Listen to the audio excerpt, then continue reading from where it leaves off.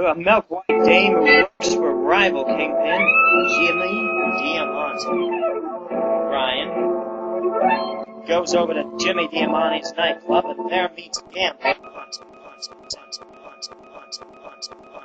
Dick Jablonski, a beat reporter who's been supplying Brian and restaurateur Devon Bruzio, and asks him to come up to his home on Mount Washington. But they get sideswiped by a speeding car on the way up. Well, folks, in the surprise of the century, I had some trouble recording the audio for my radio drama. So, as usual, that means I'm going to have to record it myself. Anyway, so let's take it from the top.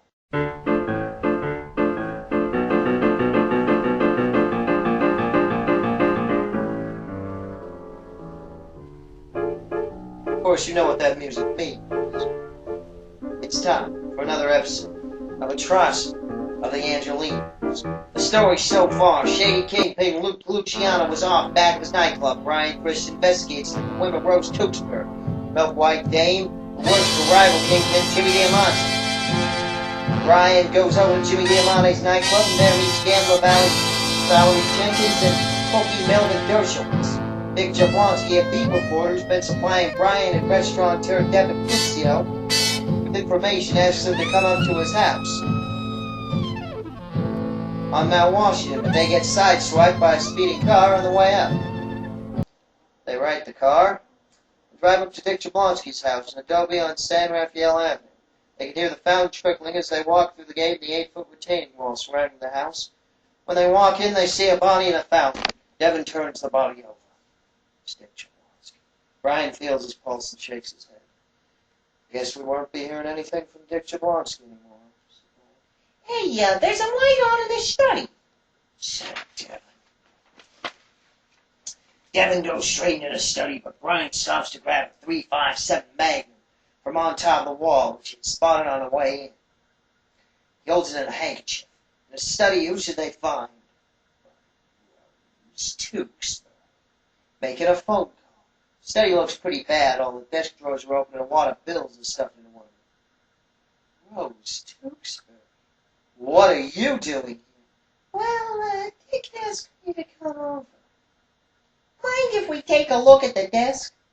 Go ahead. Devon pulls a wad of bills out of the desk.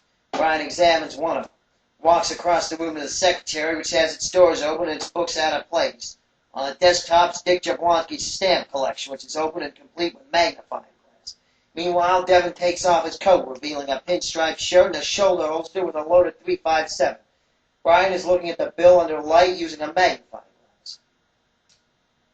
Call me crazy, but I think these bills are counterfeit. You know anything about this, Rose? No. Devon looks at her as if he doesn't believe it. So you're Dick Jablonski's girl. We got an understanding. Devon slaps Rose.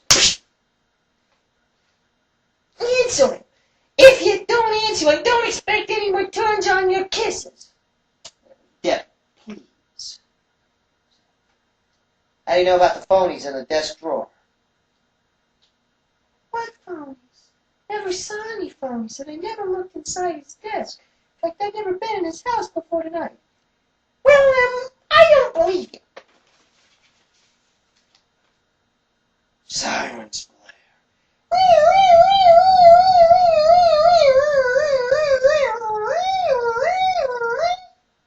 Now the police are here, they're going to think the three of us did it.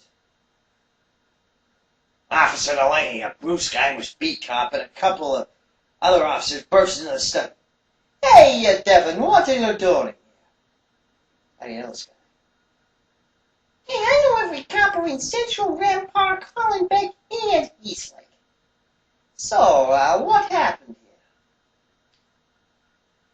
here? I drove up here and found this guy shot in the fountain. Been there about 20-30 minutes when I got here. Found the date in the study. Officer Delaney stares at Brian. He's all right. He's with me. Hey, let's go, sister. The officers escort off Rose Tewksbury. Several things don't add up here. Dick Jablonski's a beat reporter, and he's able to afford a 35-square-foot adobe, a call girl, a stamp collection, and a smoking habit, with a wad of bills left over for good measure. Last time I checked, beat reporters don't make that kind of dough, even the ones that are single and don't have any children. You think that might have to do with something to do with him getting shot? Maybe the underground kingpin knocked him off. Maybe he was the underground kingpin and somebody found out and shot him. Tomorrow night I intend to pay a visit to the remaining kingpin, Jimmy Diamante. Devon and Brian drive up to Jimmy Diamante's apartment, which is in an apartment building on Commonwealth Avenue. Brian looks up at the window and hears two men arguing, and sees their profiles in the window. The first voice sounds like that of Jimmy Diamante.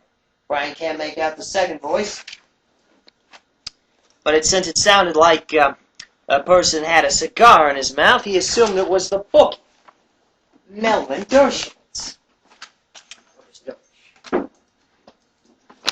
I said I wanted it Thursday. Well, you can't have it Thursday. Why make the decisions in that department? Doesn't sound like the cordial conversation you'd have with your bookie. However, the shouts eventually died down, and no additional shots are fired.